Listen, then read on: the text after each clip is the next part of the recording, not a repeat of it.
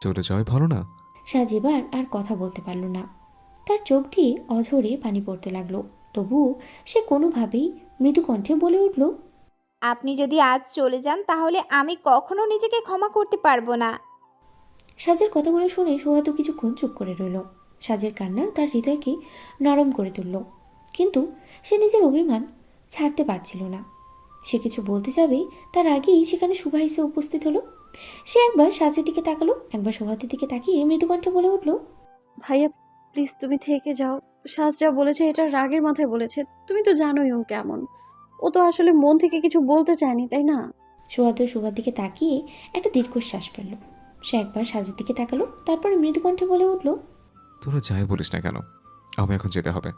সুভা এবার হতাশ হয়ে পড়ল। সে সাজের দিকে তাকিয়ে মৃদু কণ্ঠে বলে উঠল, ভাইয়াকে নিয়ে নিচে আয়, আম্মু খাবার বাড়ছে। সুভা সেখানে আর দাঁড়ালো না। সে একবার সোহাদের দিকে তাকিয়ে মৃদু কণ্ঠে বলেই সেখান থেকে চলে গেল। সাজেবার কিভাবে সোহাদুকে আটকাবে সেটা ভাবতে লাগলো।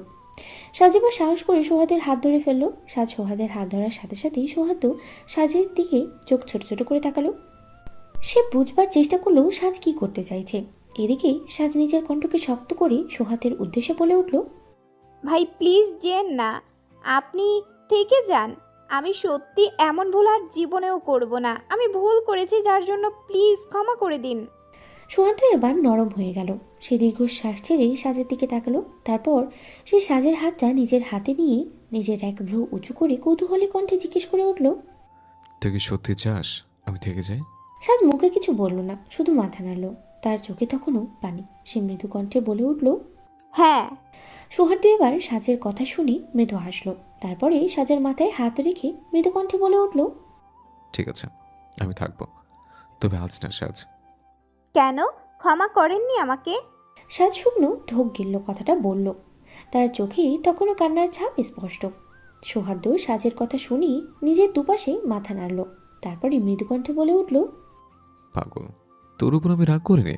ঢাকাতেই সত্যি আমার কাজ আছে। আমার বন্ধুর আম্মু অসুস্থ, তার মা বোধহয় কেউ নেই। জানিস, ও ভয়ঙ্করভাবে ভেঙে পড়েছে। আমি না গেলেও নিজেকে সামলাতে পারবে না সাজ। তার মানে আপনি আমার কথায় রাগ করে যাচ্ছেন না, আপনার বন্ধুর জন্য যাচ্ছেন? হ্যাঁ।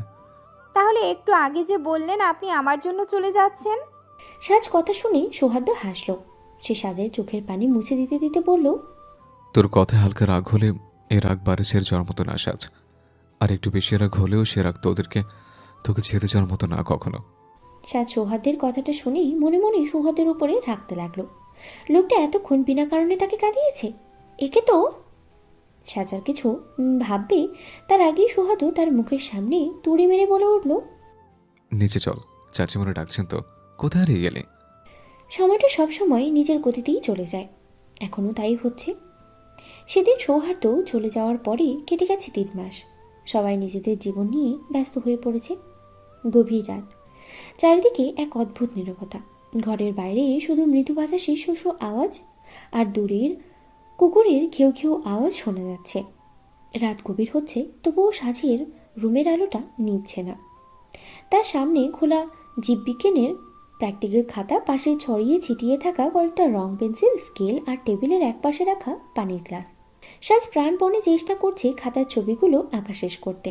তার খাতার পাশেই তার আরেক বান্ধবীর খাতা, যেই খাতা দেখে নিজের প্র্যাকটিক্যালটা করছে সাজ। তার মাথায় একটাই চিন্তা, আজ রাতের মধ্যে লেখা শেষ করতে হবে আর কাল ম্যাডামকে কাজ জমা দিতে হবে। কাল জমা না দিলে সাইন পাবার কোনো উপায় নেই। সাজ নিজের হাতের কাজটা করলেও তার মন বসছে না কাজে। বারবার সেদিনের ঘটনাগুলো তার মনে উঁকি দিচ্ছে। সেদিন সৌহার্দ্যর বলা কথাগুলো, তার অভিমানী দৃষ্টিতে তাকানো, আর সেই দৃষ্টির আড়ালে লুকানো একরাশ কষ্ট, সব কিছুই সাজকে আজও পীড়া দিচ্ছে। সাজের বারবার মনে হচ্ছে সে কি সত্যি এতটা খারাপ? সে কেন সেদিন সৌহার্দ্যকে এত কঠিন কথাগুলো বলতে গেল? সে নিজের রাগ সামলাতে না পেরে কেন তাকে অমনভাবে আঘাত করলো? সৌহার্দ্য কি এখনও এসব কথা মনে রেখেছে? সাজ যখন কথাগুলো ভাবছিল, ঠিক তখনই সাজের টেবিলের উপরে থাকা পেন্সিলটা টেবিল থেকে নিচে পড়ে গেল। সাজ সেটা লক্ষ্য করলেও কিছু করলো না। সে তো এখনও এক মনে সৌহার্দ্যের কথাগুলোই ভেবে যাচ্ছে। সে সেই দিন সৌহার্দ্যের শেষের দিকের কথাগুলো শুনি নিজের মনে আঙুল খোঁচলাতে লাগলো। সৌহার্দ্য হয়তো এতদিনে তাকে ক্ষমা করে দিয়েছে, কিন্তু তার মনের গহীনে এখনও একটা অপরাধ বোধ কাজ করছে। তবে সোহাদের কথাটা মনে পড়তেই সাজের ঠোঁটের কোণে হাসি রেখা ফুটে ওঠে। তার মনের মধ্যে অন্যদিনের মতোই আজ এক অদ্ভুত আবেগের ঘূর্ণি সৃষ্টি হচ্ছে। তার বারবার মনে পড়ে ঘটনাগুলো, সোহাদের সাথে ঝগড়ার শেষে তার বলা স্নেহমাখা কথাগুলো। তোর কথায় হালকা রাগ হলে এই রাগ বাড়ি ছেড়ে যাওয়ার মতো না সাজ। আমি একটু বেশি রাগ হলেও সেই রাগ তোকে ছেড়ে যাওয়ার মতো তো না কখনোই। সেই মমতায় ভরা কথাগুলো সাজের মনের ভিতরে একটা অদ্ভুত প্রশান্তি এনে দেয়, বারংবার আবার খানিকটা অপরাধবোধ সৃষ্টি করে। সৌহার্দ্য কতটা ভালো মানুষ, আর সে কিনা তার সাথে এমন কঠিন কথা বলে ফেলেছিল। নিজের ভুলের কথা মনে পড়তেই সাজ নিজের ঠোঁট কামড়ে ধরে। সে নিজের চিন্তার জগৎ থেকে বেরিয়ে এসে আবারও লিখতে যাবে, ঠিক তখনই দেখে তার পেন্সিলটা নিচে পড়ে আছে। তাই সাজ পেন্সিলটা নিচ থেকে তুলে আবারও লেখা শুরু করে। সাজ লেখা শুরু করতে না করতেই দরজায় ধাক্কানোর আওয়াজ আসে। সাজ কিছু বলতে যাবে তার আগেই রুমের ভেতরে লুবনা ঢুকে পড়ে। সাজ তার ছোট বোনের মুখে দুষ্টু হাসি দেখে নিজের লেখা বাদ দিয়ে লুবনার দিকে নিজের কৌতূহলী দৃষ্টিতে তাকালো। লুবনা সাজকে নিজের দিকে এইসব এমনভাবে কৌতূহলী দৃষ্টিতে তাকাতে দেখতে দেখে গুটি গুটি পায়ে সাজের কাছে এগিয়ে আসলো। তারপরে লুবনা আদুরে কণ্ঠে তার বোনের হাতটা জড়িয়ে ধরে বলে উঠল, আপু, কাল মেলায় যাবি না? সাজ বিরক্ত হলো লুবনার এমন কাজে। সে একবার চোখ ঘুরিয়ে লুবনার দিকে তাকালো, তারপর মৃদু কণ্ঠে বলে উঠল, না, আমি অনেক ব্যস্ত, তুই তো জানিস। এই কাজটা শেষ করতে না পারলে ম্যাডাম সাইন করবে না। লুবনা আবারও জেদ ধরে বলে উঠল, কিন্তু আপু, তুই তো বলেছিলি যাবি, আর তুই না গেলে আমি একা একা কিভাবে যাব? আম্মুকে বললে তো সে আমার উপর রাগ করবে। আমার যাওয়ার খুব ইচ্ছে করছে রে আপু, প্লিজ চল। শোন, মেলায় যাওয়ার সময় নেই এখন। আর যদি বেশি কথা বলিস আম্মুকে ডেকে আনবো, তখন দেখিস কি হয়। এখন চুপচাপ আমার রুম থেকে বের হয়ে যা, আমাকে আমার কাজটা করতে দে। লুবনা সাজের কথা শুনে নিজের মুখ ফুলিয়ে নেয়। সে 12টার সময় এসেছিল তার বোনকে কথাটা বলতে, কিন্তু সাজ কি করলো, তাকে আম্মুর ভয় দেখালো। লুবনা একবার তার বোনের দিকে তাকালো, তারপর নিজের মুখটা ফুলিয়ে চলে গেল। সাজ মেয়েটার দিকে কিছুক্ষণ তাকিয়ে রইল, তারপরে আবারও কাজের দিকে মনোযোগ দেওয়ার চেষ্টা করলো, কিন্তু তার মন যেন বসতেই চাইছে না। কিছুক্ষণ লেখার পরে সে ক্লান্ত হয়ে পড়ল। ঘরের বাতাসে এক ধরনের অদ্ভুত আরামদায়ক অনুভূতি তৈরি করেছে, যার ফলে সে টেবিলের উপরে মাথা রেখে সে কখন যে ঘুমিয়ে পড়ল তা সে নিজেও বুঝল না। রাত আরও গভীর হলো, সমস্ত বাড়ি নিস্তব্ধ। এমন নীরবতায় যে টেবিলের উপরে মাথা রাখা ঘড়ির কাঁটা টিকটিক আওয়াজটাও স্পষ্ট শোনা যাচ্ছে। বাইরে থেকে হালকা বাতাস আসছে, ফলে জানালার পর্দা ধীরে ধীরে দুলছে। ঠিক তখনই কেউ একজন সাজের রুমে প্রবেশ করলো, খুব আস্তে, যেন তার পদচারণার কোনো শব্দ না হয়। সেই মানুষটা রুমে ঢুকে সাজকে দেখে স্থির হয়ে দাঁড়িয়ে রইল। তার মুখে এক অদ্ভুত কোমল অভিব্যক্তি ফুটে উঠল।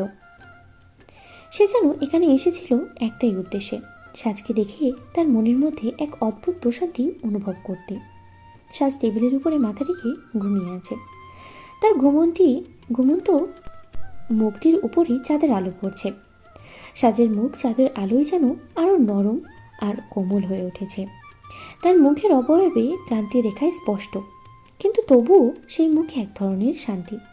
সাজের এলোমেলো চুলগুলো গালের উপরে পড়ে আছে। সেই মানুষটি ধীরে ধীরে তার দিকে এগিয়ে এলো, তার ঠোঁটে এক মৃদু হাসি। সাজের এমন ঘুমন্ত অবস্থা তার হৃদয়ের গভীরে এক অদ্ভুত প্রশান্তি এনে দিচ্ছে। সে সাজের খুব কাছে এসে দাঁড়ালো, কিছুক্ষণ সাজের দিকে তাকিয়ে থাকলো, এই মুহূর্তটা উপভোগ করতে লাগলো। তারপরে সে নিচে হয়ে সাজের মুখের উপরে পড়া সেই চুলগুলোকে সরিয়ে দিল। তার আঙ্গুলের স্পর্শে সাজ সামান্য নড়ে চড়ে উঠল, কিন্তু ঘুম ভাঙল না তার। মানুষটি তার ঠোঁটে আবারও সেই মৃদু হাসি ফুটিয়ে তুলল। কিছুক্ষণ সাজের দিকে তাকিয়ে থেকে সে হঠাৎ নিচু হয়ে সাজকে কোলে তুলে নিল। সাজ এত গভীর ঘুমে ছিল যে সে কিছুই টের পেল না। সেই মানুষটি খুব সাবধানে যেন সাজের ঘুম না ভাঙে এমনভাবেই সাজকে কোলে তুলে তাকে খাটে শুইয়ে দিল। তারপর সাজের উপরে একটি নরম কম্বল দিয়ে তাকে ঢেকে দিল। সে সাজকে খাটে শুইয়ে সাজের টেবিলের কাছে চলে আসলো। টেবিলে রাখা খাতায় দিকে সে নজর দিল। প্র্যাকটিক্যাল খাতাটা খোলাই ছিল, খাতার বেশিরভাগ কাজ অসমাপ্তই এখনো। লোকটি খাতার দিকে তাকিয়ে বুঝলেও সাজ কাজ শেষ না করেই ক্লান্ত হয়ে ঘুমিয়ে পড়েছে। সে হাত বাড়িয়ে খাতাটা তুলে নিল। এক ঝলক পৃষ্ঠে উল্টে দেখল খাতাটা। তারপরে সে আস্তে আস্তে খাতায় অসমাপ্ত অংশগুলো পূরণ করতে শুরু করলো। তার হাতের লেখা ছিল নিখুঁত, স্পষ্ট ও গোছানো। প্রায় আধা ঘন্টা পরে খাতার কাজ শেষ করলো। খাতা টেবিলে রেখে সে আবার সাজের দিকে তাকালো। সে টেবিল ছেড়ে উঠে দাঁড়িয়ে সাজের দিকে এগিয়ে গেল। তারপর সে পকেট থেকে একটা চিকন রূপার নূপুর বের করলো। নূপুরটা চিকন, তাতে ছোট্ট ঘণ্টাও লাগানো। ঘণ্টাটা এতই ছোট যে তার আওয়াজ খুবই মৃদু। রূপোর নূপুরটি সে সাজের পায়ে পরিয়ে দিল। নূপুর পরানোর সময় তার ঠোঁটে এক মৃদু হাসি দেখা যাচ্ছিল। এই ছোট্ট উপহারটি দিয়ে সে সাজের প্রতি নিজের অনুভূতি প্রকাশ করেছে। নূপুর পরানোর পরে সে কিছুক্ষণ সাজের পাশে বসে রইল, তার চোখ সাজের শান্ত মুখের উপরে স্থির। তারপরে সে খুব ধীরে সাজের কপালে নিজের ওষ্ঠধর ছুঁয়ে দিল। সেই চুম্বন ছিল মৃদু, কিন্তু তাতে ভালোবাসার গভীরতা ছিল অসীম। সে সাজের কপালে নিজের ওষ্ঠ ছুঁয়ে মনে মনে বলে উঠল, তোর উপর আমি কখনোই রাগ করতে পারি না। তুই আমার জন্য কতটা গুরুত্বপূর্ণ তা তুই কখনো বুঝবি না গাধি। সে আর রুমের মধ্যে থাকলো না, তাড়াতাড়ি সাজের রুম থেকে বেরিয়ে আসলো। পরের দিন সকালে সূর্যের তীক্ষ্ণ রশ্মি সাজের মুখের উপরে পড়তেই সাজ ঘুম থেকে উঠল। সাজ ঘুম থেকে জেগে উঠে নিজেকে খাটের উপরে দেখে কিছুটা অবাকই হলো। কাল রাতে সে কখন ঘুমিয়েছিল, সে কখন খাটে এসেছে? সাজ নিজের মনের কথাগুলো চিন্তা করতে করতে যখন পায়ের উপর থেকে চাদর সরিয়ে নিচে নামার জন্য পা তুলল, তখন সে তার পায়ে একটা অদ্ভুত ঠান্ডা অনুভূতি অনুভব করলো। সাজ পায়ের দিকে তাকিয়ে দেখল তার পায়ে একজোড়া নূপুর, রূপোর নূপুর। সাজ সেটা দেখার পরে নিজের চোখ মুখ কুঁচকে নিল। সাজ অবাক হয়ে মনে মনে বলল, এটা কি? এটা কে দিল? আর কখনই বা দিল? সাজ তাড়াতাড়ি নিচে নেমে দাঁড়ালো। সে টেবিলের দিকে চোখ দিতে টেবিলের উপরে রাখা ঘড়িটার দিকে তাকিয়ে দেখল 8:35 বাজে। সাজ এবার লাফ দিয়ে উঠল। সে তাড়াতাড়ি নিজের এইসব চিন্তা বাদ দিয়ে রেডি হতে গেল। 5 মিনিটের মধ্যে রেডি হয়ে সাজ নিজের জিনিসপত্র গুছিয়ে ছুট লাগালো। আসমা বেগম তখন বাড়ির ছেলেদের খাবার দিচ্ছিলেন। তিনি সাজকে উপর থেকে বিদ্যুৎ বেগে দৌড়ে আসতে দেখে বলে উঠলেন, আজকেও মনে হয় মেয়েটার দেরি হয়ে গেছে। এই সাজ, খেয়ে যা কিছু। সাজ সিঁড়ি দিয়ে নামতে নামতেই তার চাচিমণির কথাগুলো শুনতে পেল, কিন্তু সেদিকে না তাকিয়ে বাড়ির বাইরের দিকে দৌড় লাগাতে লাগাতেই বলে উঠল, এসে খাবো চাচি, এখন না। ক্লাসে ঢুকতে দেরি হলে বিটকেল স্যার সারা ক্লাস বাহিরে দাঁড় করিয়ে রাখেনি। এই স্যারটা প্রতিদিন বউয়ের সাথে ঝগড়া করে আসে, আর তার রাগ আমাদের উপর দেখায়। টেবিলে বসে থাকা সকলে সাজের কথাগুলো শুনে হেসে উঠল। তবে একজোড়া চোখ সাজ চলে যাওয়া পর্যন্ত তার দিকেই তাকিয়ে রইল। সাজ সবেমাত্র কলেজ থেকে ফিরেছে। আজ তেমন একটা ক্লাস হয়নি। 12টার দিকেই ছুটি হয়ে গেছে। আজকে বেলা বাড়ার সাথে সাথে পাল্লা দিয়ে বেড়ে চলেছে দাবাদাহ। গ্রীষ্মের শুরুতে যে গরম পড়েনি তা হয়তো আজকে পড়ে প্রকৃতির তার ক্ষোভ মেটাচ্ছে। তারপরে কলেজ থেকে বের হয়ে একটা রূপসাও পায়নি সাজ, তাই বাধ্য হয়েই এতটা পথ সে হেঁটে এসেছে। প্যাচপ্যাচে ঘামে সে ভিজে নিয়ে একাকার অবস্থা।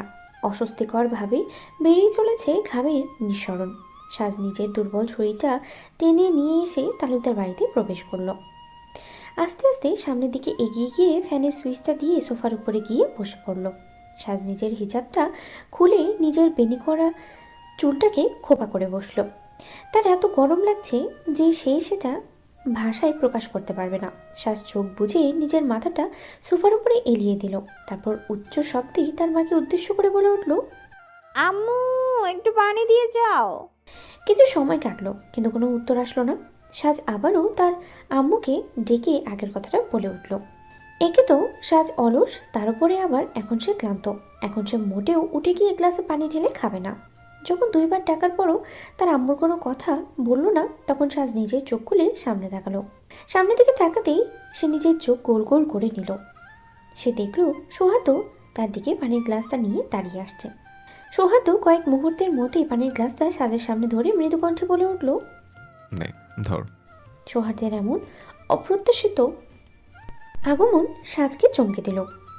সে এবার সোহাতের দিকে তাকালো। সোহাতের দিকে তাকাতেই সাজের খড়খড়ে মরুভূমির মতো মনটা শীতল হয়ে গেল।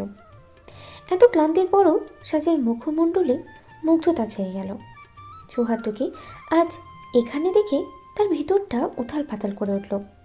সাজ না চাইতেও তার মনে বারবার অপ্রত্যাশিত বাতাস খেলে গেল। সৌহার্দ্যকে নিজের দিকে তাকিয়ে থাকতে দেখে তার হৃদস্পন্দন কয়েক গুণ বেড়ে গেল এক নিমিষে। প্রতিবারের মতো তাকে চমকে দিয়ে সৌহার্দ্য মৃদু কণ্ঠে বলে উঠল, কি দেখছিস? জানি আমি হ্যান্ডসাম, কিন্তু এইভাবে চোখ দিয়ে গিলে খাওয়ার কিছুই নেই। সোহাদের এমন ধারার কথা শুনে সাজ বিরক্তিতে নিজের চোখ মুখ কুঁচকে নিল। সোহাদ এসেছে বলে তার মধ্যে যে এক ধরনের ভালো লাগার অনুভূতি কাজ করছিল, তা সোহাদের এমন কথাই যেন মরেই গেল। সাজ সোহাদের হাত থেকে পানির গ্লাসটা নিয়ে মৃদুকণ্ঠে বলে উঠল, আপনি আর হ্যান্ডসাম, সো ফানি। বিশ্বাস করেন ভাইয়া, আমি প্রহর ভাইয়ের মতো সুন্দর পুরুষ মানুষ আর দেখিনি। সোহাদ সাজের কথাটা শুনে সে সাজের দিকে কিছুটা ঝুঁকে নিয়ে ফিসফিস করে বলে উঠল, প্রহর ভাই বুক হয়ে গেছে, ওদিকে নজর দিয়ে লাভ নেই। সাজ সোহাদের কথাটা শুনতে শুনতে গ্লাসের সব পানি শেষ করে দিল। গ্লাসটা মুখের কাছ থেকে নিচে নামিয়ে নিজের মুখে বিরক্তির ছাপ ফুটিয়ে বলে উঠল, নজর কখন দিলাম? আমি তো শুধু বললাম প্রহর ভাইয়ের মতো সুন্দর পুরুষ আমি দেখিনি। সাজের কথাটা শুনে সৌহার্দ্য সাজের চোখের দিকে তাকালো। সাজ আগে থেকেই তার দিকে তাকিয়ে থাকার ফলে তাদের চোখাচোখি হয়ে গেল, কিন্তু সাজ আজ নিজের চোখ অন্যদিকে ঘোরালো না। সৌহার্দ্য সাজের চোখে চোখ রেখে মৃদু কণ্ঠে বলে উঠল, আমার দিকে তাকা, দেখতে পাবি আমি নিশ্চিত। সৌহার্দ্যের কথা শুনে সাজ বিরক্তিতে বলে উঠল, আপনি তো একটা খাম্বা, আপনার দিকে তাকালে রাস্তায় খাম্বা থাকে না? আমার তার কথা মনে পড়ে। চিকনা পাতলা সাদা ধবধবে লম্বা খাটাস আপনি। আমি যখন রাস্তা দিয়ে হেঁটে যাই তখন খাম্বাগুলোর দিকে তাকালেই আপনার কথায় মনে পড়ে যায়। খুব বেশি বকবক করছিস আজকাল, তাই না? হালকা একটু। আচ্ছা ভাইয়া, আমি আপনাকে একটা কথা বলবো? সেই ধরেই তো বলেই চলেছিস। আপনার না আর অল্প একটু ওজন গেইন করলে ভালো লাগবে। আমি বড় আম্মুকে বলে দিবনি যেন সে আপনাকে বেঁধে বেশি বেশি খাওয়ায়। তুই রান্না করতে শেখ, আমাকে বেঁধে খাওয়াতে হবে না, আমি এমনি সব চেটে পুটে খেয়ে উঠবো। চাষা বাঁচে আশায়, আর এখানে দেখি সৌহার্দ্য বাঁচে আমার হাতের রান্না খাওয়ার আশায়। জানেন সেদিন কি হয়েছে?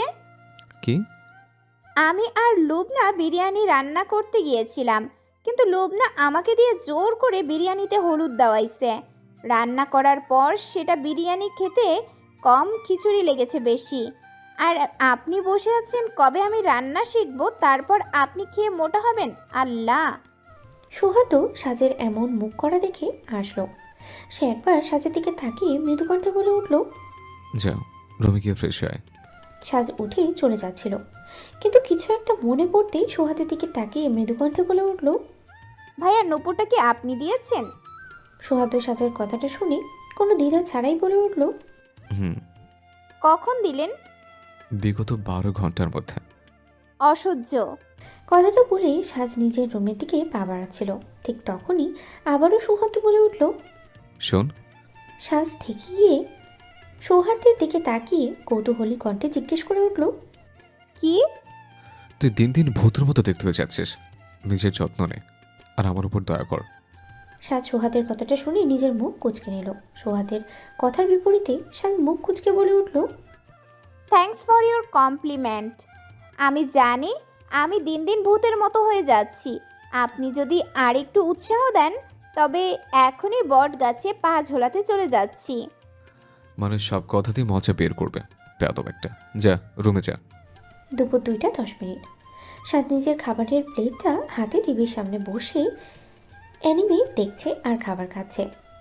বাংলাদেশের মাত্র একটা চ্যানেলেই আছে যেখানে হিন্দিতে ডাবিং করে দেয়। সাজ এক লোকমা খাবার মুখে তুলেছে আর 10 মিনিট ধরে টিভির দিকে তাকিয়ে রয়েছে। আজ তার মা বাড়িতে নেই বলে কেউ এসেই সাজের এমন কাজের জন্য থাপ্পড়ও লাগাতে পারছে না। এতক্ষণ সাজ ড্রয়িং রুমে একাই বসে টিভি দেখছিল, কিন্তু কোথা থেকে হুট করে সৌহার্দ্য আর সাইদ সেখানে এসে বসে পড়ে। সাইদ এসেই সাজের দিকে তাকিয়ে বিরক্তিমাখা কণ্ঠে বলে ওঠে, এইসব বাচ্চারা মানুষ হলো না এখনো, কার্টুন দেখে। সাইদের কথাটা শেষ হতে না হতেই সাজ টিভির দিক থেকে এক ঝটকায় নিজের মুখটা তুলে সাইদের দিকে তাকায়। সাইদের দিকে তাকিয়ে গম্ভীর কণ্ঠে বলে ওঠে, ভাইয়া তুমি সারা জীবন গাধাই রয়ে গেলে। কার্টুন আর এনিমের মধ্যে পার্থক্য কি সেটাও জানো না এখনো। ছি! কার্টুন বাচ্চারা দেখে আর এনিমিও বাচ্চারা দেখে, বুঝছিস? এই হিসাবে হিসাব সিম্পল, দুইটাই একই জিনিস। সৌহার্দ্য ভাইকে কোন দিক থেকে বাচ্চা মনে হয় তোমার? কেন? সৌহার্দ্যকে বাচ্চা লাগবে কেন? সৌহার্দ্য ভাই আমাকে বলছিল এনিমি দেখতে। ভাইয়া নিজেও দেখে, জিজ্ঞাসা করো। সাইদ সাজের কথাটা শুনে সোহাদের দিকে আর চোখে তাকালো। সোহাদের দৃষ্টি তখন নিজের ফোনের দিকে নিবদ্ধ। সাইদ সোহাদ